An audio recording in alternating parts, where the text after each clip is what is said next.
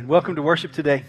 My name's Jeff, and I get the privilege of being the pastor of this church, and it's an amazing church, and it's a different church, and I'm really glad it's a different church, and I love you. I love what we get to do. And this message today, the biggest challenge for me in this message today is I got way too much to say, and I'm trying to squeeze it into a tiny spot, because the vision, mission, purpose of this church just lights me up. It makes me excited.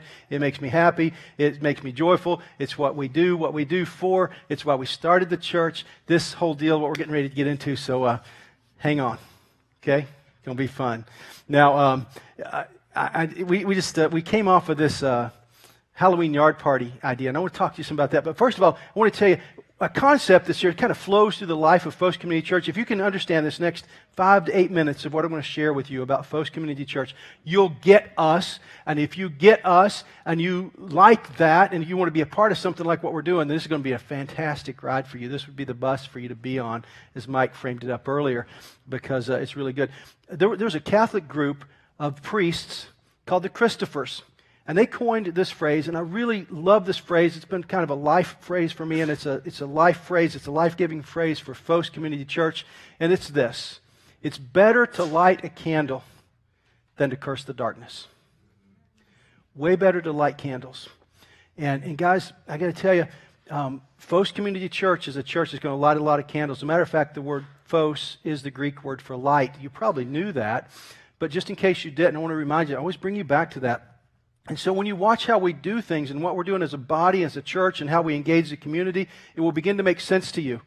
Okay, here's the deal. We are taking the ball down the field. We are taking the good news of Jesus Christ into the world with us wherever we go, wherever we live, whatever we do. We want to connect with people.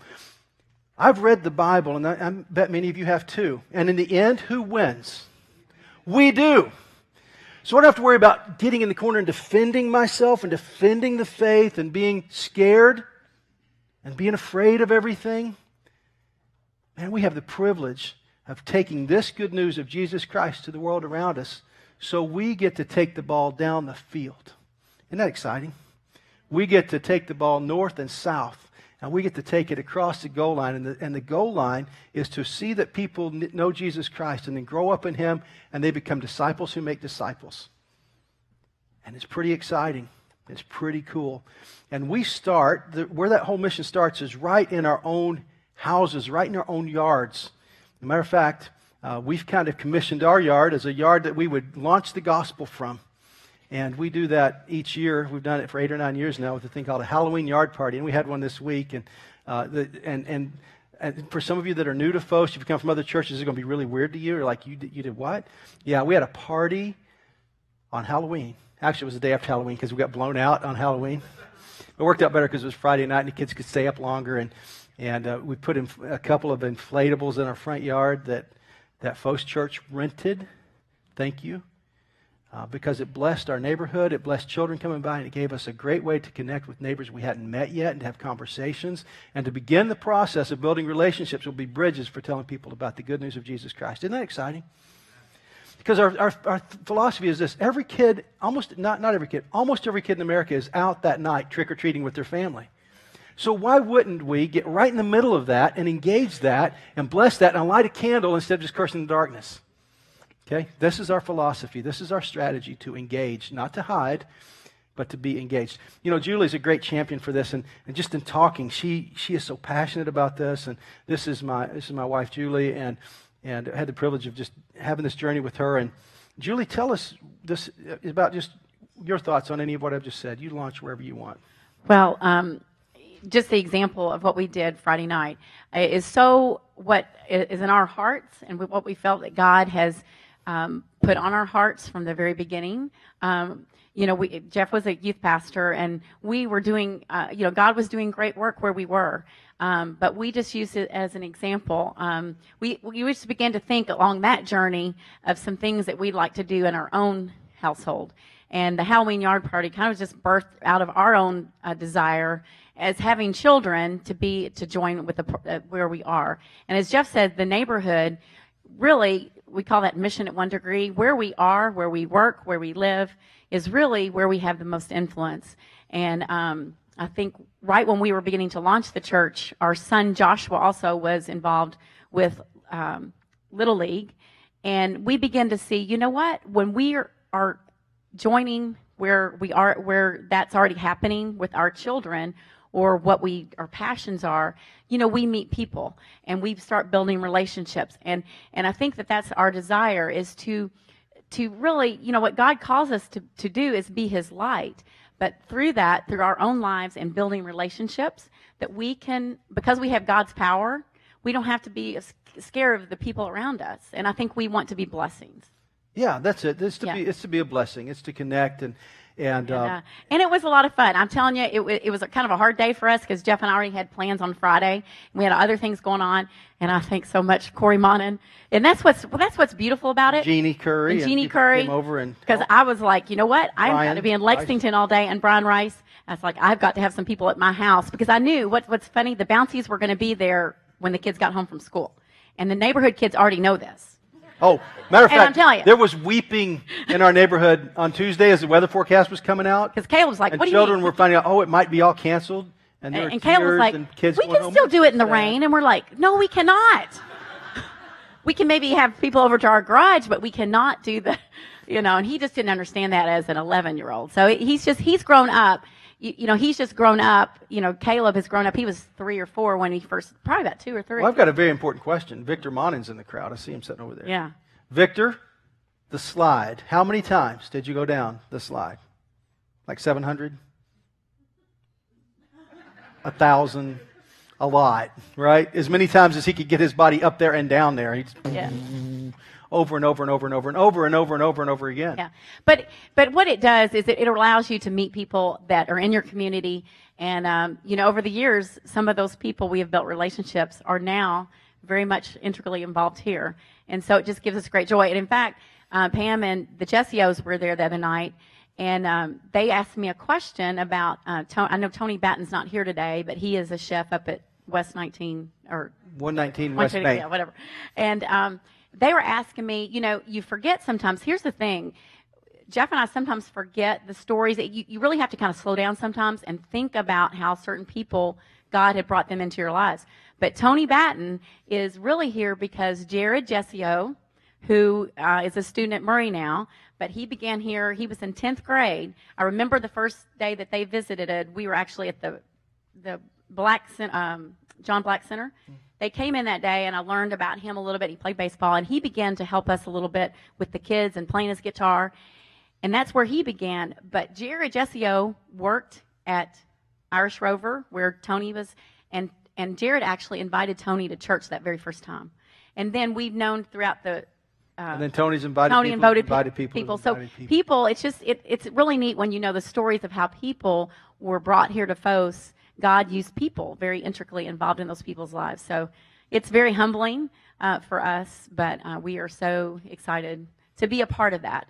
And just let you know that where we are, we have the most influence, really. Yeah, that mission at 1 degree. Thank you, baby. I appreciate that. This concept, the mission at 1 degree, is really built around the idea of it's better to light a candle than to curse the darkness. And it's built around the concept that I'll call holy risk. That in the Bible, it's a term called faith. But I want you to think about the idea of taking holy risks. And the Bible frames it up in Hebrews 11:6 this way. It says, without holy risk, without faith, holy risk, it's impossible to please God. Because we've got to believe that He exists and that He rewards those who seek Him. Now, that's an unusual concept for us. As a Baptist growing up, I was just taught, you just work because of what you do. When you're part of a church, you just work. But Jesus even appealed to our motives and to our inner longings. Sometimes He said, there's going to be a great reward in heaven for those who live this out. And in this passage in Hebrews 11:6, it says there's going to be a great reward for those who seek God and who take these holy risks. And this chapter, Hebrews 11, goes on. It's the Faith Hall of Fame. And it talks about people who took holy risks. It talks about a guy named Abraham in the Old Testament. And God calls him and says, listen, I want you to go to where I'm going to show you. And of course, Abraham wants to know, well, where are we going? And God basically says, you'll know when you get there. So just start walking. That's a holy risk. You see in the Bible, a little virgin, a little young lady, probably 14 to 16 years old, named Mary, who's engaged to a fellow named Joseph. And God sends an angel to her and says, hey, listen, I'm about to send my son to the world, and I want you to carry him into the world. And she said yes. And she took a holy risk. See, everything that we count as normal and great in the Bible came because somebody took a holy risk. Jesus Christ, the Son of God. Imagine having the planning session in heaven before he was sent here. Imagine what it must have been like in heaven as God described the mission that he was sending Jesus on. And Jesus saying yes. Is that a holy risk? You bet it is. That you're going to come to earth, you're going to wrap yourself up in flesh. We call that principle, that process, incarnation. It's to be put in the flesh. Carna, the Latin word for flesh, to be put in the flesh. So Jesus was put into the flesh. And he lived as a man, lived a perfect life, a perfect, sinless life. And he led many to believe in God's movement and called them into the kingdom of God. And then he launched these disciples, this young band of disciples out to start the first church. And Jesus took hundreds of holy risks that the ordinary person would never take, but risk that the entire kingdom of God, this movement, is built on. And I got to tell you, today, the kingdom of God is still built on holy risks. It's still built on you and me hearing God, listening to God, and moving out in faith and taking a holy risk. Everything about Phos Community Church is built on the concept of holy risk. We don't move forward unless we take holy risks. We can't get where God is calling us to go if there's not some risk involved. It's always going to be risky. It's always going to feel risky. And that's where faith comes in, right? If you knew the outcomes of everything in your life, it doesn't require any faith. To be in a space where there's not, where you don't really know everything you would like to know, that's the space God calls us into sometimes. There are some concepts, too, besides lighting candles in dark places and taking holy risk. Here's some other concepts I want you to wrap your mind around as we think about the vision, mission, purpose of Phos Community Church. A concept we frame up as M1D, mission at 1 degree. That is, wherever you live, work, breathe, go to school, whatever it is you do every day, that's your primary mission field. And we'll never skip here to go there on mission at Phos Community Church. That's always important to us. The concept of light, that we are light, and Jesus said that we would be light, and that we would be like a city on a hill that would be lit up at night to guide travelers home. And that's really what a church is about, right? We're guiding travelers home. We're bringing people into a relationship with Jesus and helping them understand his purpose and plan for their lives, and then growing them up into that. I can't think of anything more exciting to be a part of than that. I don't know of anything that means more, it's more exciting, more powerful than being a part of God's movement in the world and being part of what's happening in this mission at 1 degree in this light. And then to bless the world, to bless and not curse the world. You see, people are lost. I'm more and more convinced as I read things that we have to take our place as Christians in the culture. And we do that by loving people and blessing them and lighting candles and engaging them, having conversations, and we don't bullhorn people. The days of being able to speak as if we were the majority and have a lot of authority are gone. Christ followers are no longer the majority in the United States. We are a minority. So we have to take a different approach, and it's a missionary, incarnational approach. We wrap up this movement of Jesus Christ in our flesh, and we take it out into the world, and we love people, and we invite them into this conversation, and we invite them into the kingdom of God.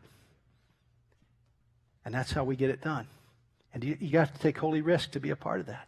Hope you're a person that would take holy risk. You know, and let me say this. Some of you aren't Christ followers yet, and that's okay. Just listen to this. And maybe something inside of you, you might sense a movement toward this idea that, I want to be a holy risk taker. I want to be somebody that's a part of that kind of movement. That may be God inviting you to be a part of his plan in the world. Hope it is. I'd love to talk to you about that. But you don't have to join us in this, but I hope you will. And then the concept of adventure. Just this concept of adventure and being on an adventure with Jesus. We want you to be on this adventure with us. We want you to join us in this holy risk-taking adventure. So I want to remind you a few things of who we are, of who Phos Community Church is, and what we do and how we do it. And just to be clear, just to help you take your next step. So let's get into this.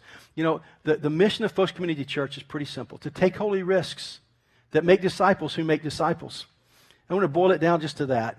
And we say it all different kinds of ways, and we frame it up different ways. But this week, for this moment, for this hour, I'm framing it up this way.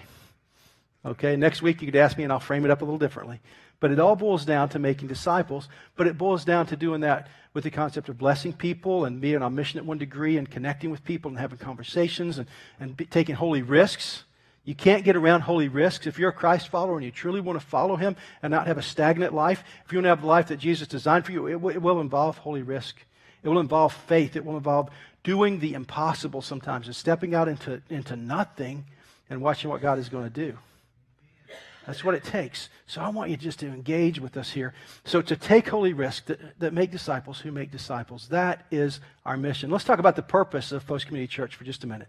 Okay? Is it going a little bit further with this concept? Is to take holy risks that carry out our commander's intent as stated in his last commandment found in Matthew 28, 18 and 20. Let me tell you what he says there. Jesus said, "All authority on heaven and earth has been given to me. And as I leave this planet," he was getting ready to leave the planet, "you need to know I'm transferring my power and authority to you as my followers. Now here's your mission. Here's the hill I want you to take. Here's the job I want you to get done. Here is commander's intent for you. Here's what I expect you to do as my followers. To go into the whole world. And as you go on your mission at one degree, to take holy risk to make disciples. And teach them everything that I've said. Teach them to obey all those things that I've said. And baptize them in the name of the Father and the Son and the Holy Spirit." That's what Jesus told us to do. Now that's not negotiable. As a Christ-following church, His last commandment is our first priority. That's exactly what we do, and that's what we stand on, and that's what we intend to do. So let me frame it up this way for you. Who is Phos Community Church? Here's the way I'd frame it today. Think about this. We're a team of adventurous, authentic Christ followers who take holy risks to engage the world one person at a time, and who then build handcrafted disciples who build handcrafted disciples. Let me break down a few words in this, and let's just talk about what this means. You know, this team, you can't get around the concept of being a team in the New Testament. When you look at people who followed Jesus early, in that early church, they were a team, and they worked together, and they worked hard, and they partnered up, because where you're weak, somebody else is strong. And where you're strong, they might be weak. And we need each other. And we need to team up. There's a collective power that happens when a church pulls the wagon together. When we get on the same sheet of music and we play as an orchestra on the same music, it's absolutely beautiful and it's powerful. And the world hears the music and they come and they want to be a part of that. So man, I just invite you to take your place and to play your music and to be a part of this team and to be on this adventure with us. But I got to tell you, here at Phos Community Church, if you won't take holy risks and you won't join an adventure, you're probably going to be miserable and feel like you're on the outside. That's just true. We are wired for adventure. We are wired for holy risks. And quite honestly, as long as I have breath in my lungs, we won't stop taking those holy risks. We will continue to take holy risks. We will do whatever it takes to reach our friends, our family, our neighbors, and our neighborhoods and this community with the gospel of Jesus Christ. We'll advance that. So if you can live with a little bit of risk and you want to have a little more adventure, this is a great place for you to be a part of, and this is a great place for you to participate in. But if you insist that there be no risk, you will be absolutely miserable, because it's just not going to work out too well for you. You can find a church that doesn't take risks, but it's not this one. Okay? And then to engage people one at a time, to build relationships, and to then begin to know them and let them know us, and to invite them to take this journey with us, and then to work with God and them and this handcrafting process where we help this person discover how God wired them and what He made them to be, and to help them get on the journey that God has called them onto. Because really, Phos Community Church is going to become who she needs to be through the lives of you and me. As you engage your culture on mission at one degree, you're going to take this church into places we've not even dreamed of. You're going to bring us into spaces and places and help us encounter people we've never thought we would encounter. Isn't that exciting?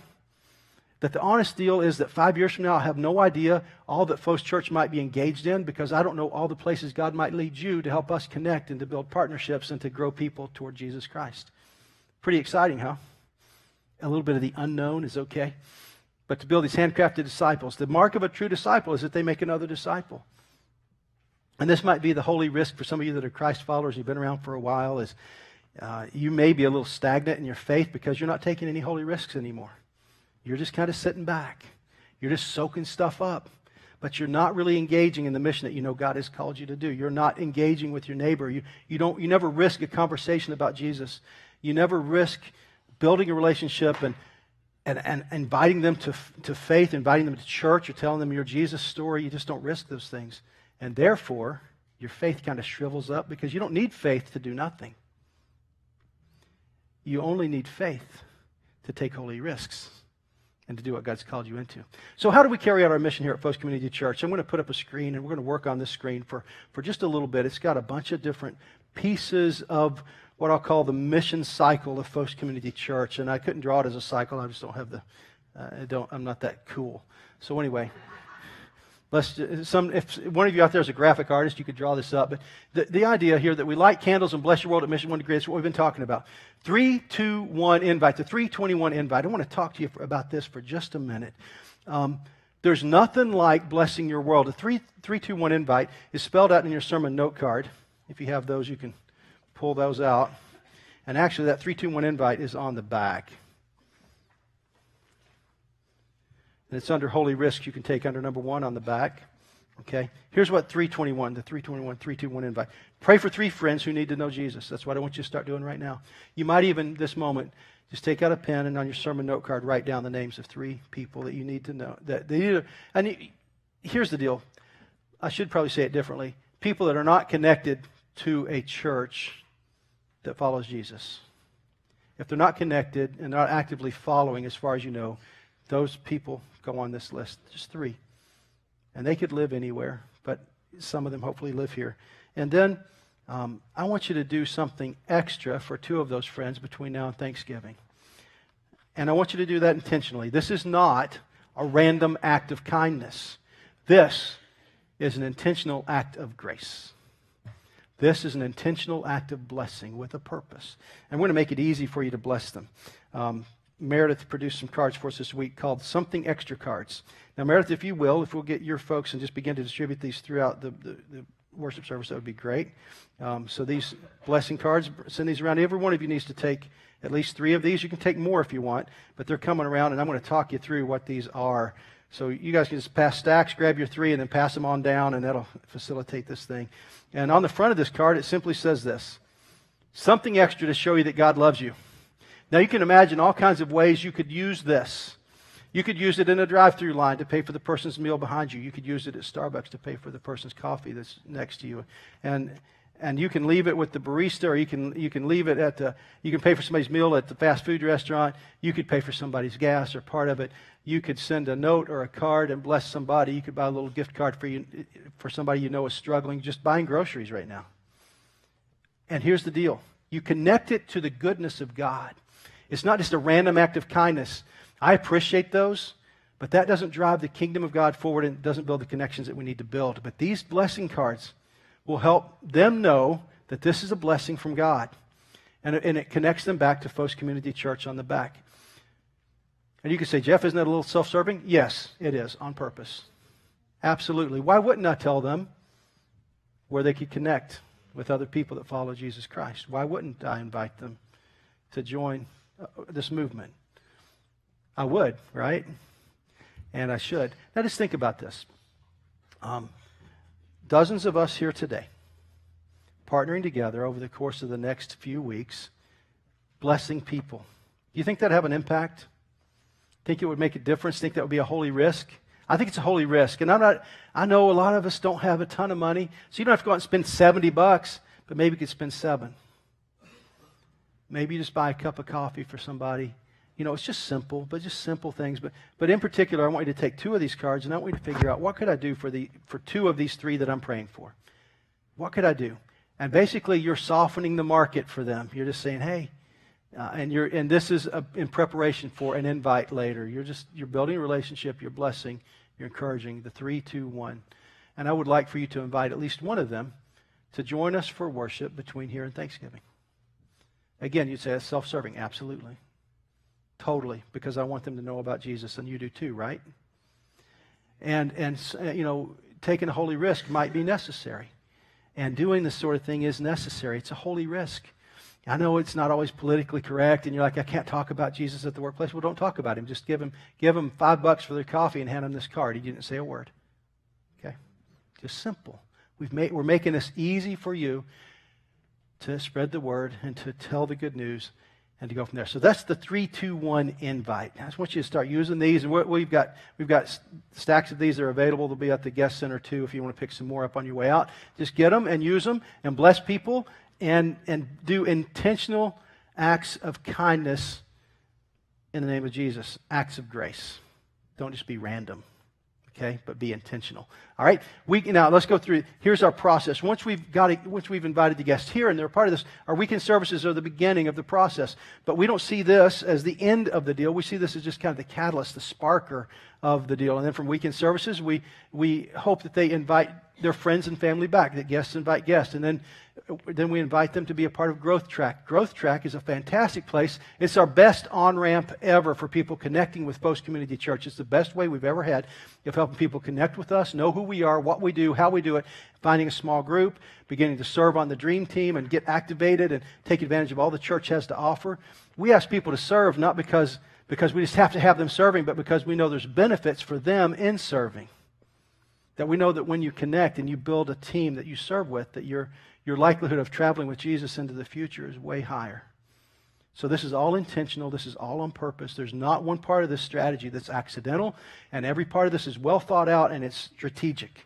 Every piece of this is strategic. Every piece of this is meant to be in place. So Growth Track, and from Growth Track we hope to invite and encourage people to be a part of small groups, to build friendships here, Christ-centered friendships, and out of this, and then we also hope people will join the Dream Team for the reasons I mentioned just a second ago. And then this is a difference of Phos. This is a key difference. We don't believe that it's enough simply to learn stuff about Jesus. We think we must do something with what we're learning. And so we provide these mission training adventures where you can go practice your faith. You can practice this idea of growing in Jesus and stretching towards somebody else and giving of yourself. You can practice your faith. You put it into motion. You don't just think about it. You don't just learn stuff, but you get wrung out doing stuff. And this is the difference, these mission training adventures, because we think that's a critical part of growing as a follower of Jesus Christ, to be engaged in his mission. And then as people become engaged and build relationships, we begin really helping them figure out how God has wired them in this handcrafting process and bring them through. And then those people bring people to know Christ, and they repeat the process. And we send them right back to mission at 1 degree. See how this works? If you could imagine that all as a cycle, that would be really good. All right, so that's really our process. That's our purpose. In your sermon note cards, it goes through the weekend services, Growth Track, small groups, Dream Team. It tells you all about the different aspects. You can read that more, and it gives you the when for each of those, why we do what we do. I'm going to just leave that there, and I want to go on to mission training adventures. I want to tell you some stuff that's coming up here at Phos. And I want you to know that as we put together these mission training adventures, we always have here in mind, because we craft our mission around this idea of here, there, and everywhere. Now, Courtney, I think I've got a slide that has those 3 words on it: here, there, and everywhere. And let's go to that. And yeah, there we go. Now, the mission at 1 degree, which we've just talked about, living it out, and that's here. That's your ultimate here. And then here being 4,200, there, and everywhere. Now, you'll notice that I've got here in every one of those words. Do you see that? You cannot skip here to go there at Phos Community Church. Our mission system doesn't work that way. We are vitally invested and involved in this community, starting right here from where I'm standing, through where you're sitting, out those doors, into the neighborhoods around us, into the ball games and the bleachers where we live and work and where our kids play ball. We are vitally engaged here, and we will continue that process. That's where we start. So all this flows from there. So never think that it's okay just to go there and skip here. That's easy. It's easy to go somewhere overseas and be mission and be on fire for Jesus, and then come back and be less than that in your neighborhood. We're really not okay with that. We're really only okay with you being authentic and adventurous in your following of Jesus Christ from the inside out, from your neighborhood where you'll go to sleep tonight, all the way to your work, to back here, to out into the world. Make sense? So our mission starts right here, and it always will. Let's go to the next slide. Here's some things that are coming up. The Something Extra cards, which we just handed you. Those will be a great way for you to get started. That's Mission at 1 Degree. Let's go to the next one. Okay? And here's what you ask yourself about those Mission at 1 Degree cards. How can I be the light, the Phos, here that Christ has called me to be? And what holy risk is God asking me to take? And then take the risk. The key to this is that last thing that's in the brackets. Then just do it. A lot of us know what's right to do, and we've got this notion of what the holy risk we should take, but we shrink back and we're a little afraid. But let me just encourage you, just do it. Just do it. Risk it. Go a little further. Take more holy risks. Let's go to the next one. And the idea of here, the Halloween yard parties, blessings in a backpack. You may not know we do this. Kimberly Flanders is leading this ministry to Buckner Elementary School, where children that need food, they just have food challenges, help get food to them. So you can see Kimberly later after service. Kimberly, you might want to camp out there and let them know how to connect and whatnot. The Alive Sports Camp coming up next summer, June 16, 20, right out here on our property. A great way to reach dozens, maybe hundreds of kids. If we do a good job inviting them, maybe hundreds of kids this year will come here, and they will hear clearly about Jesus, and they'll learn about sports, and they will have a blast. And we do it all free. When you give to Phos Community Church, you make it possible for us to bless this community in an amazing way. Isn't that cool? It's not a cheap endeavor. We spend some serious money in this community, blessing the community and helping people know Jesus. That's what we're trying to do here. All right, so that's the Live Sports Camp. Celebrate Centerfield coming up in September 2014. When we get through summer next year, we'll be ramping up for the Celebrate Centerfield again. And again, we'll invest seriously in this, and we'll invite the whole community to join us and to bless them and to connect with us and to begin to learn who we are so they won't be as afraid to come through the doors and join us for worship. So that's really what this is about. Let's talk about going there. Here's some there stuff for you to consider. Charleston is under the category of there. And there's the dates for that. It's on your sermon note cards. I would encourage you to make plans. Charleston's a fantastic place for you to connect with us through the Dream Center down there with Phos Church, and to watch how they do ministry right in their backyards. And we're learning a lot from them and hope to implement a lot of their strategies right here in our space. So it's a great place to go and to stretch your mission muscles. It's a great place to take your family. We believe that going together as a family is vital to your faith development and to your family's faith development. We think it really helps you grow. And then, if you want to go everywhere, if you're up for a big adventure, our first international trip is coming up. I'm not even going to try to say the name. You can see it on the screen. That's what I said, Mazatlan. Okay, there we go. Mazatlan. Mexico in June 28th. It's going to be so much fun. Back-to-back ministries, the team that we're partnering with, they're based out of Cincinnati, Ohio, and Meredith took our mission team there a few weeks ago and met with them, and we feel like we've got great DNA fit with them, working with an orphanage there and blessing children and connecting. It's really going to be a magnificent experience. If you're ready for that, Meredith or any of the mission team can talk to you about that, and just I hope, again, it's going to be holy risk. It's going to be more expensive than the others, obviously. But if you can work it out, fine. If you can't work that out, then come to Charleston. If you can't work out Charleston, then do what's here. It doesn't really, there's not a difference between these. We don't value going to Mexico more than we value having the sports camp right here. We don't value that anymore. We don't think that's any better. Matter of fact, I would almost reverse it and say, guys, if I have to take Mexico off the charts, and if I have to take South Carolina off the charts, I'm fine. I'm not okay not doing what we need to right here in our backyard. Okay? So we're gonna build from the inside out, not from the outside in. But we want to give you different levels, different things you can participate in based on where you are in your faith. So stretch and grow. All right? Now, I want to take just a moment and talk to you about here, right here, this building. We call this building 4200. By the way, another part of the mission of Phos Community Church is that I really hope you will work toward just calling this campus, this 10 acres, 4200. I don't want you to call it the church. Do you know why? We're the church, baby.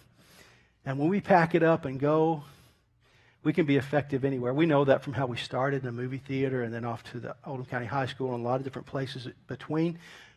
We can be the body of Christ in motion in a lot of places in a lot of ways. This is a great base camp, and I'm very grateful for 4200. And another part of that I would say to you, the reason I want you to call it 4200 is because I don't think this is the only campus we'll ever have. I think it's the beginning, but it's not the end. Make sense? Now, I want to show you the next picture. Oh, let me read that. Why? I want to talk to you about something we might do here at 4200. Well, let me tell you why. To allow us to reach more people who don't normally attend church with the good news of Jesus by making the outside as inviting and warm as the inside of 4200. You, as a body, have done a fantastic job in here. This space inside, I'm very happy with this space. Now, we can always improve it a little bit. We need to repaint some stuff, and I know we always have to do maintenance and that sort of thing. But this is a pretty solid space to work from. Would you agree? That people seem to enjoy being here. They feel comfortable when they come in. They feel at home. All those things we want them to feel when they connect. But the outside, let me show you the picture from the outside. There's the next picture. All right. Honestly, the outside has kind of disappeared to me because the reality is after about 90 days, whatever we see consistently kind of disappears. Think about pictures on your wall at home. You don't even remember some of the pictures up on your walls right now. You just kind of forgot. But when I saw this picture, this was the lens of an architect that sent that to me. I'm like, wow, it needs some work. You think? How many of you guys would agree? I can't see you. Just give me a yes or no. You think it needs some work? Yes. Yeah. And I think Mert, who's our matriarch, she's the oldest person in our church. I think Mert needs to be able to park near the front of the building and not out there. And moms with little babies and pregnant moms need to be able to park close. And so a couple of things. We want to move that parking lot that's over there to right out the front doors, okay, and get that upgraded. We're not going to lose any material that's here, by the way. There's the church that was here before us did a magnificent job, and they put thousands of dollars into that parking lot and other things. There's probably a foot of gravel out there. That's worth a whole lot of money. We're not going to lose any of that. We're going to lay it all back. We're going to keep it all, and we're going to reuse it, but we're going to reposition it. We're going to move it all down front, and if possible, we're going to pave it. So that the parking spaces that are over there now will be directly out the front doors on a slope out to that lane. We hope to acquire that lane that's over there. So you have access, perhaps, from 393 as well as Centerfield Drive. Wouldn't that be cool? Now, those dreams. I can't tell you, that's what we're working on. We've had a team that studied this. We know we can go where we need to on this 10 acres. It's perfect for us to get into our future. But we just need to do a few things. Now, so you got that picture in your mind, right? Okay. Now, $300. That's what I paid the architect.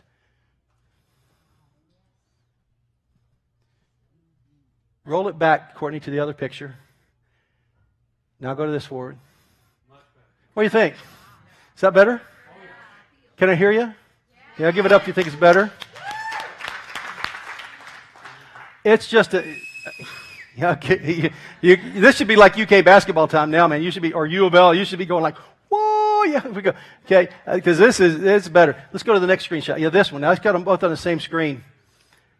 Is that amazing or what? Now, this is a concept drawing, and things will evolve, and there's some tweaks to this or whatever, but at least I wanted to get us started, because in my mind I had a picture, but when he sent me these drawings, I was blown away. I'm like, really? Wow, that's way different. Isn't that way different? Now, let me just be honest with you. If we build it, it doesn't guarantee that they will come. So we're not even going to go there.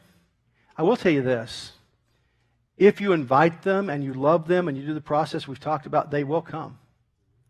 We just want to make it easier for them to join us. And wouldn't it be great if the outside was as warm and inviting as the inside? Where when people drove up onto this campus, they instantly felt like, oh man, this looks okay. I like what Jeremy Lewis said about this drawing. He said it's simple. Simple. It's not too much. It's just simple. And so I just want you to prayerfully consider how you might participate, what holy risk you might take to help us do this. Now, I'm not going to do a big capital campaign. I will be talking about this multiple times between now and the end of the year. But here's the deal. It takes money to do that, right? You know that, right? Okay, it doesn't just magically appear. And I'm just going to encourage you to prayerfully consider if you could take a holy risk to help this happen. Here's what it looks like. We need at least 25% of the project cost to get started. We need to have our reserves built for the normal operation of the church before we start. So we need to finish 2013 really strong. And we need about $30,000 cash in the bank on top of normal operating to do this. Now, some of you could write a check right now for that amount of money and you wouldn't miss it. Just telling you, you could. Some of you couldn't write $30 and not miss it. I don't know where you are. And I'm not going to put pressure on you. I'm not going to badger you. I'm not going to cajole you. And I'm not even going to say, oh, God told me we have to do this. Because he didn't. But I do think it makes sense to do it.